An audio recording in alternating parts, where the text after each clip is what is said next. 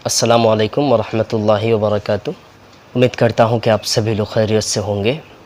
आज मैं 2-3 टॉपिक पर रोशनी डालने के लिए आप लोगों से मुखातिब हूँ। ख़ास करके मुझे कुछ लोगों ने दबाव डाल रहे हैं कि भाई 5 अगस्त और माइनॉरिटी स्कॉलरशिप का जो केस हमारे सामने आया है उस पर हमने आज तक क्यों कुछ नहीं बोला। देखिए, आजकल तो किसी का बात कोई सुनता ही नहीं। अगर फिर आप ज़्यादा बोलेंगे तो कौन सा एक्ट आपके पीछे पड़ जाएंगे ये तो वक्त ही बताता है। दूसरी बात है कि 5 अगस्त के रिलेटेड अगर मैं कुछ बोलना चाहूँ तो 1992 हो या तो फिर सुप्रीम कोर्ट का जजमेंट हो या तो राय हो सुप्रीम कोर्ट का या तो 5 अगस्त, इन सारी चीज़ों को मैं एक ही सेंटेंस से आप लोगों के सामने पेश कर सकता हूँ कि फील्ड में जिन लोगों का जीत हुआ, फील्ड से जो मैसेज जो देखने को मिला है ऑडियंस को, ये रिज़ल्ट नहीं दी गई कमेंट्री बॉक्स से, अथॉरिटी से, ऑर्गेनाइज़र से। यानी जो असली चीज़ है ये चीज़ें नहीं दी गई। दूसरी बात है कि आज देश किस रास्ता में जा रहा है। अब तो प्रेजेंट आपके सामने है, मेरे सामने है प्रेजेंट, हम देख रहे हैं। लेकिन प्रेजेंट से हमको कुछ सीखना चाहिए और फिर प्लान बनाना चाहिए फ्यूचर का। आज मैंने एक स्टेटमेंट देखा कि भाई विजय माल्या जैसे क्रिमिनल का फाइल गायब हो गया है सुप्रीम कोर्ट से। अब बताइए, अगर विजय माल्या का फाइल सुप्रीम कोर्ट से गायब हो सकता है तो हमारे कौन सी चीज़ इस देश में कहाँ अमानत हम रख सकते हैं। इतना बड़ा एक चीज़ तकरीबन हमारे मुल्क के अलावा बहुत सारे मुल्कों ने इस बात को जानते हैं कि विजय माल्या जैसे लोगों ने इतने सारे पैसे को लेकर इंग्लैंड चला गया और ऐसे इतने बड़े क्रिमिनल देश के गद्दार का फाइल सुप्रीम कोर्ट से गायब हो सकता है। दूसरी बात है कि माइनॉरिटी स्कॉलरशिप जो आसाम का जो मसला सामने पेश आया है हमारा, देखिए पहले तो मैं ये बताऊंगा सरकार को कि भाई देखिए, आप लोग ही बोलते हैं टॉक शो में जाके कि भाई माइनॉरिटी के लोग सबसे पीछे हैं। ठीक है, हम एजुकेशन से, बिजनेस से हम बहुत पीछे हैं, हम मानते हैं ये बात। लेकिन अगर किसी देश को डेवलप्ड करना है, सामने ले जाना है, तो इस देश की हर लोगों को, हर तरफ के लोगों को, हर ज़बान वालों को, हर मज़हब वालों को एज ए इंडियन समझ के एक ही सफ में खड़े कराने की कोशिश करनी चाहिए। एज ए गवर्नमेंट आपका जिम्मेदारी वही है। लेकिन माइनॉरिटी को कुछ ज़्यादा देने की बजाय, कुछ स्कीम ज़्यादा पेश करने की बजाय, अगर माइनॉरिटी का जो हक दी गई, जो जिन चीज़ों को हमने लड़ाई करके आप लोगों से हमने लिया था, अगर उन लोगों को छीना जाए फिर, ये तो बहुत अफसोस की बात है। आज के दिन में जो चीज़ें हमको देखने को मिल रहा है कि भाई माइनॉरिटी स्कॉलरशिप दूसरे लोगों को मिल रहा है, दूसरी कम्युनिटी के लोगों को मिल रहा है और फिर उस पर आज तक गवर्नमेंट का कोई इंटरेस्ट नहीं है। किसी को गिरफ्तार नहीं किया गया, उस पर कोई इन्वेस्टिगेशन नहीं है। इतने बड़े मसला, कम से कम तो ये तो मैं तो कहता हूँ कि भाई उसको सीबीआई के अंडर करो, कि सीबीआई उस पर जांच इन्वेस्टिगेशन करे कि इतने बड़े क्रिमिनल कौन कौन लोग हैं। ये तो छोटी मोटी हाथ वाले नहीं कर सकते ना, कोई इन्वेस्टिगेशन नहीं है। इसलिए आज अगर मैं आपके लोग हूँ और आपके पावर में है तो मैं जो कुछ कर सकता हूँ भाई, ये सब चीज़ माफ़ है, कोई बात नहीं। लेकिन फिर अगर मैं आपके लोग नहीं हूँ और मैं सच बोल रहा हूँ तो ये बात भी के लिए, आपकी सोच और फिक्र के लिए ख़तरनाक आप समझते हैं। मैं निवेदन करता हूँ आसाम सरकार से कि कम से कम इस मसले को देखिए और मैं चाहता हूँ कि उसको सीबीआई के अंडर की जाए और इन्वेस्टिगेशन जल्द से जल्द करनी चाहिए और ऐसे मिसाल पेश करनी चाहिए कि आइंदा कभी ऐसे काम करने की कोशिश ना करें। दूसरी बात ये है मेरे भाई, मैं अपने कौम के लोगों से मेरे कुछ नॉलेज में शेयर करना चाहता हूँ कि देखिए, हम लोग ये बात बोलते हैं कि भाई हमको यूनिटी चाहिए। कभी कभार सियासती प्लेटफॉर्म से हमको ये मैसेज मिलते हैं कि भाई इत्तेहादुल मुस्लिमीन, इत्तेहादुल मुस्लिमीन।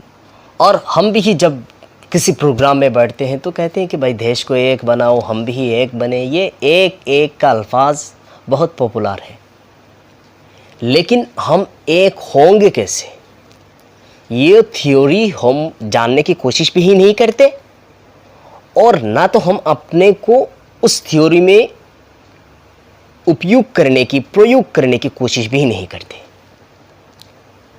देखिए, यूनिट तो आप तभी होंगे जब अपने मसले को आप पीछे डालेंगे और कौम की, मुल्क के मसले को सामने रखेंगे। जब आपका एम, आपका मिशन, आपका गेम प्लान मुल्क के लिए होगा, कम्युनिटी के लिए होगा, सोशलिटी के लिए होगा, तभी तो यूनिटी बन सकते हैं ना। लेकिन आजकल मैं बोल सकता हूँ कि हमारे कौम की जितना बोलो मैं कम, कि हर लोग तकरीबन 80% लोग, जब हमारे अंदर कुछ काबिलियत होते हैं तो हम अपने मिशन को सामने रखते हैं, अपने गेम को सामने रखते हैं, अपने एम को सामने रखते हैं कि मुझे क्या मिल रहा है, मुझे क्या होने वाला है, मुझे क्या मिलेगा। और जब तक ये उन सारे बातों पर हमारा ध्यान होगा, तब तक हम कभी यूनिट नहीं हो सकते। कि अब मैं बोल रहा हूँ कि भाई यूनिटी चाहिए, आप बोल रहे हैं कि भाई एकता चाहिए, तो हम चाहिए और हम बोल रहे हैं, लेकिन काम का काम कुछ नहीं होगा। अगर काम का काम होनी है तो आपको और मुझे अपने मसलों को सबसे पहले आपको जांच करना है, और अपने मसलों को जिनमें हमारा फ़ायदा है, मेरे फ़ायदा है, इन मसलों को पीछे खींचना चाहिए और देश की, कम्युनिटी की मसले को सामने रखने चाहिए। तभी हम यूनिटी बना सकते हैं। दूसरी, जो हमारे कौम के लिए आज के दिन में सबसे ज़्यादा ख़तरनाक है, सबसे ज़्यादा घातक है, सबसे ज़्यादा कैंसर है, सबसे ज़्यादा तबाही और बर्बादी का कानून है, वो है कि हम एक दूसरे के पीछे पड़ते हैं। और कौन लोगों के पीछे पड़ते हैं? जिनके अंदर कुछ करने की क्षमता है, जो लोग कुछ करना चाहते हैं, जिसके अंदर ये काबिलियत है कि भाई वो अगर सामने जाएगा तो कुछ करेगा। ऐसे लोगों को दोस्त दुश्मन सब मिलके पीछे खींचने की कोशिश करते हैं। ये सबसे बड़ी कमज़ोरी है हमारे कौम के आज के दिन में, कि जो जिस चीज़ कर सकता है, जो जिस चीज़ के काबिल है, उसको पीछे खींचो।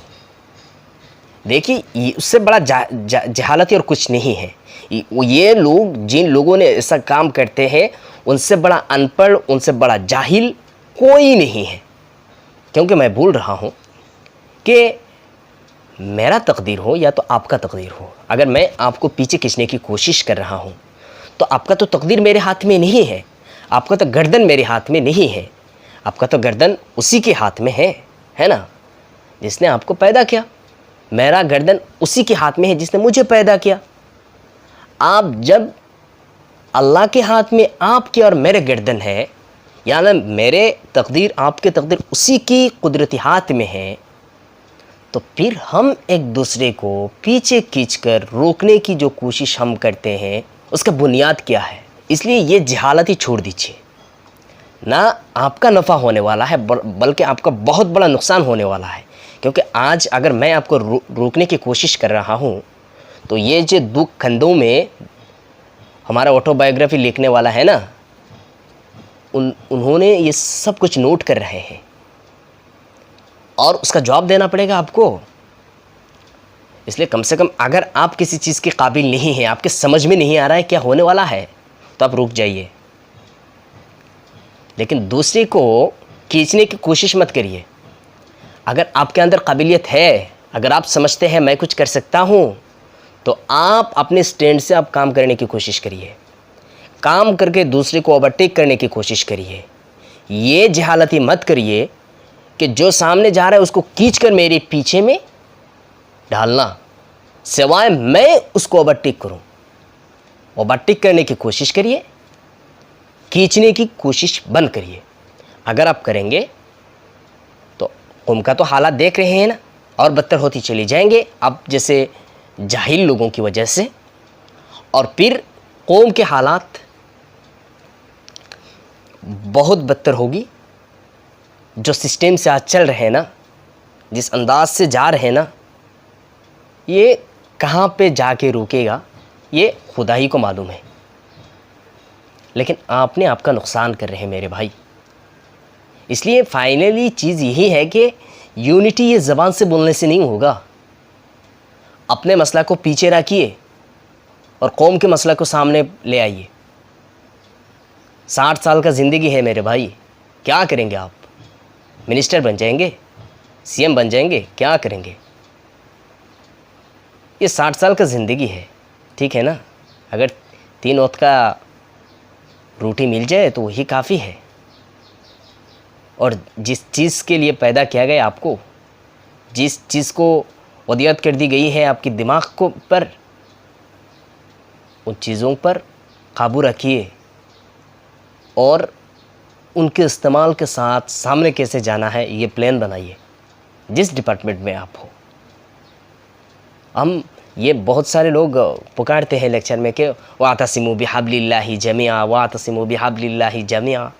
ये बोल रहे हैं भाई, ज़बान से सिर्फ बोल रहे हैं, लेकिन ये जो रस्सी है ना, जिसको पकड़ मजबूत से पकड़नी है हमें, इस रस्सी में बहुत सारे डिपार्टमेंट है। कितने डिपार्टमेंट है उनको जांच कीजिए और उन सारे चीज़ों को इजमालन बनाकर आपने इस रस्सी को पकड़नी है। ये कौन सी रस्सी है ये जांच कीजिए। और सबसे आसान तरीक़ा यही है कि सही को सही बोलो, गलत को गलत बोलो।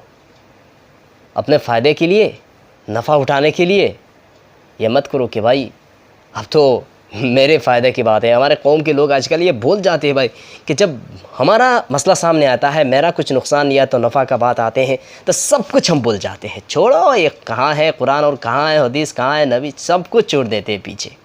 देखा मैंने अपने जीवन में ऐसा बहुत सारी चीज़ें देखा। हम जब अपने मसले सामने आते हैं तो हम सब चीज़ें भूल जाते हैं, किसी का कोई परवाह नहीं। इसलिए इन चीज़ों को जब तक हम नहीं छोड़ेंगे तब तक नफ़ा होने वाला नहीं है, तब तक हमारा हालत बदलने वाला नहीं है। इसलिए अगर इस कौम के लिए, इस कौम के खातिर आपको मुझे कुछ करना है, हालात को बदलना है, और जिस हालात से अभी ये मुल्क गुज़र रहा है उसमें कुछ तब्दीली लानी है, तो अपने आप को बदलना पड़ेगा। सवाए अपने बदलने, सवाए अपने आप की सोच और फ़िक्र में तब्दीली, सिर्फ मैं जैसे बयानात से काम नहीं चलेगा। मैं तो बोल रहा हूँ मेरे भाई, लेकिन अगर मेरे पास भी ये चीज़ें नहीं है तो खुदा मुझे इन बातों पर अमल करने की तौफ़ीक़ अता फ़रमाए। और इस वीडियो को ज़्यादा से ज़्यादा शेयर करें। अस्सलामु अलैकुम रहमतुल्लाहि व बरकातुहू।